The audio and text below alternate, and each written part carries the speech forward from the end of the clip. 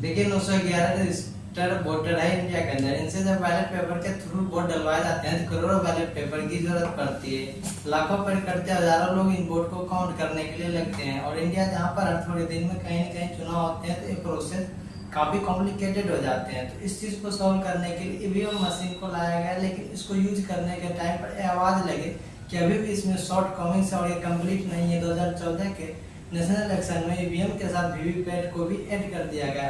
अब ये वीवीपैट क्या होता है, देखिए जब आप वीवीपैट नहीं यूज करते थे तो उससे पहले आप बटन दबाते थे और लाइट जलती थी और आप विश्वास करके चले जाते थे आपने जिसको वोट दिया उसको वोट पड़ गया। लेकिन वीवीपैट को ऐड करने से ये हुआ कि सेम मशीन के बगल में वीवीपैट को एक भी रखा जाता है। जब आप बटन दबाते हैं वीवीपैट में आपको एक पर्ची दिखती है जिसमें जिसको आपने वोट डाला है उसका नाम मेंशन होता है। आप उस पर्ची को लेकर नहीं जा सकते, बस वो आपको दिखाने के लिए होती है कि देखिए जो बटन आपने दबाया है उसी को वोट मिला है, और फिर वह पर्ची उसी बॉक्स के अंदर चली जाती है।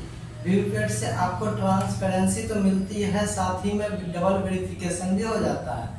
आप दोनों मशीनों से वोट काउंट कर सकते हैं और ये चेक कर सकते हैं कि सेम वोट डले।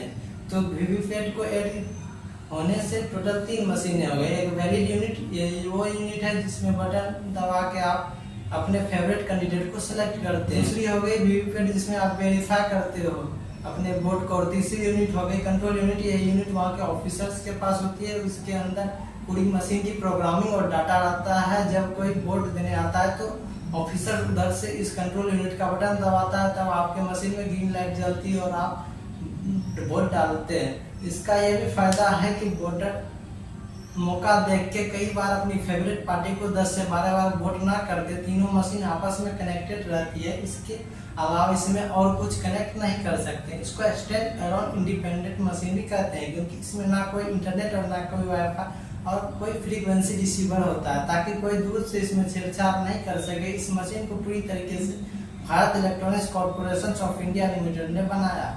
ये पूरी तरीके से इंडिया डेवलपमेंट प्रोडक्ट है। इसमें सेल्फ डायग्नोस्टिक सिस्टम और टेम्परल डेडिकेशन प्रोग्राम है, मतलब कि किसी भी स्टेज में कोई छेड़ता है या जबरदस्ती करता है तो पकड़ में आ जाए। अब बात करते हैं कि इस पूरी इलेक्शन में प्रोसेस क्या फॉलो होते हैं।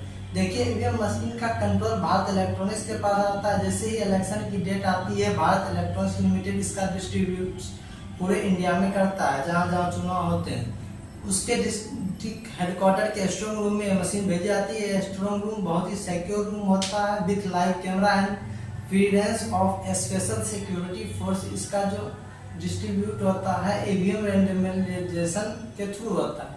इसका मतलब ये जो मशीन है इसको सीरियल नंबर अलाउ कर दिया जाता है, और कौन सी मशीन कौन से बूथ पर जाएगी ये किसी को भी नहीं पता होता है। Computer randomly serial number select करता है और डिसाइड करता है कि कौन सी मशीन किस जगह पर जाएगी। जब इस मशीन को स्ट्रॉन्ग रूम में रखा जाता है तो उस पर्टिकुलर टाइम पर पॉलिटिकल पार्टी के रिप्रेजेंटेटिव्स जैसे कि बीजेपी, जेडीयू, कांग्रेस, हर पार्टी अपना रिप्रेजेंटेटिव्स भेजते हैं। इलेक्शन कमीशन के ऑफिसर इन सब की मौजूदगी में मशीन को रखते हैं। एक बार इस स्ट्रॉन्ग रूम में मशीन रख दी जाती है और लॉक कर दी जाती है, उसके बाद कोई भी इसको नहीं खोल सकता है। पॉलिटिकल पार्टी के रिप्रेजेंटेटिव समेत सब का रहना जरूरी होता है। इस पूरे प्रोसेस में स्ट्रॉन्ग रूम में कंट्रोवर्सी लाइव रिकॉर्डिंग होती है और कोई भी पॉलिटिकल पार्टी आगे चेक कर सकती है उस रिकॉर्डिंग को।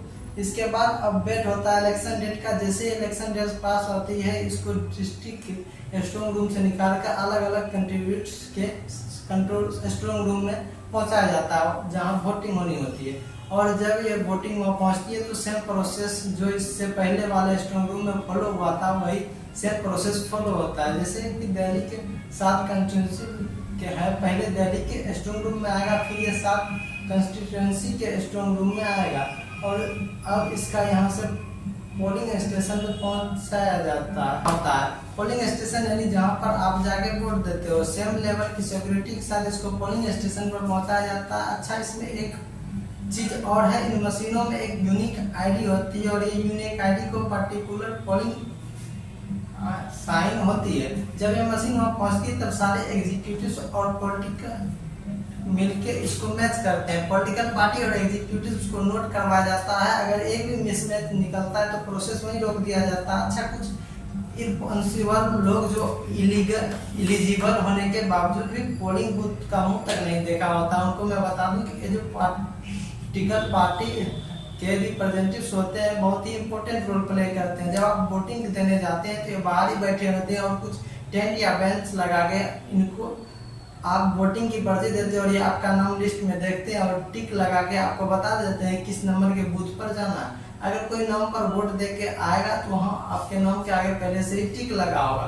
तो इन सब केस में भी आप इनकी हेल्प ले सकते हैं और इनके साथ साथ ही ये अपनी पार्टी के वोटिंग में कोई नुकसान ना हो इसका भी पूरा ध्यान रखते हैं। तो देखिए जब इनका सेटअप हो जाता है तो वोटिंग स्टार्ट होने से पहले इसका टेस्ट होता है। जितने भी पॉलिटिकल पार्टी के रिप्रेजेंटेटिव्स होते हैं उनको बुला के हर कैंडिडेट के नाम के सामने वोट डलवाए जाते हैं और वीवीपैट से वैलिडेट किया जाता है। अगर एक भी एंट्री गलत होती है तो प्रोसेस को वहीं रोक दिया जाता है। तब जब सारी पार्टी के लोग और इलेक्शन एग्जीक्यूटिव सहमति बना के प्रूफ करते हैं तब सबके सिग्नेचर होते हैं और उसके बाद वोटिंग स्टार्ट होती है। अब जो लोग इसका अपोज करते हैं उनका ये कहना है कि टेस्ट तो 1000 से 2000 का करते हो, लेकिन मशीन में ऐसी प्रोग्रामिंग की गई है कि 1 लाख तक तो कुछ नहीं होगा। जब 1 लाख वोट हो जाएंगे तो उसके बाद एक ही पार्टी के सारे वोट चले जाते हैं। देखिए ऐसा करने के लिए पहली चीज तो ये है कि जो पार्टी ऐसा कर रही है वो इस प्रोसेस के बीच में ही live camera, security, strong room, tamper, security system सबको क्रैक करके मशीन चुरा ले और प्रोग्रामिंग चेंज करके आपस रख दे। लेकिन उसमें भी कितनी मशीन चुराओगे आप, उसको बाद भी कैसे पता चलेगा कि जिस मशीन को आपने क्रैक किया वो आप ही के कंस्टिट्यूएंसी में जाएगी। देखिए ऐसा तभी हो सकता है जब जिसने मशीन बनाई है उसने बनाते टाइम ही सारी प्रोग्रामिंग सेट कर दी, लेकिन उस केस में भी रैंडम मशीन पिक करके 1 लाख से ऊपर वोट करके चेक कर लिया गया रैंडम मशीनों पे। दूसरी चीज जिसने मशीन बनाई उसको पता होनी चाहिए कि जिस पार्टी के नाम को उसको सारे वोट ट्रांसफर करने हो उस पार्टी का अलॉटेड मशीन सीरियल नंबर क्या है। वो पता लगाना बहुत मुश्किल है क्योंकि वो सबसे बाद में जनरेट होता है। इसमें एक चीज और बोली जाती है कि यहाँ से आप एक बटन दबाओगे तो उधर से 2 बार पार्टी को वोट चला जाएगा। देखिए अगर बैलेट यूनिट है, अगर उसमें से आप एक बार बटन दबाओगे तो वीवीपैट में 2 बार वोट आएगा तो दोनों ही काउंटिंग मिसमैच होगी और वोटिंग वहीं रद्द हो जाएगा। देखिए इसमें यह भी कही जाती है कि जब सारी वोटिंग हो जाती है तो उसके बाद वोट बढ़ाए जाते हैं।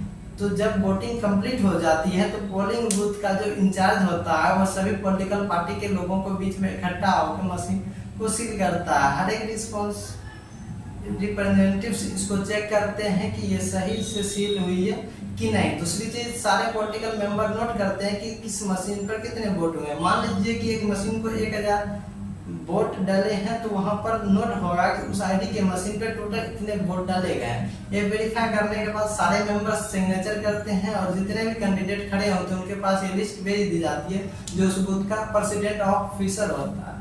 जब वह मशीन के स्टार्ट बटन को दबाता है तो वोटिंग शुरू होती है और वो ऑफिसर उस टाइम को नोट कर लेता है। सेम जब वोटिंग कंप्लीट हो जाती है तो उसके बाद क्लोज बटन दबाया जाता है, उस टाइम को नोट किया जाता है ताकि इस टाइम के बाद अगर कोई इससे छेड़खानी की कोशिश करे तो वो टाइम से पता चले और सब लोग जो वहाँ मौजूद होते हैं तो जब वो सब ओके बोल देते हैं तो मशीन सील होती है उन सब के बीच में। उसके बाद एक यूनिक पर्ची होती है जो एक पॉलिटिकल पार्टी के रिप्रेजेंटेटिव्स को दी जाती है, दूसरी ऑफिसर रखता है अपने पास।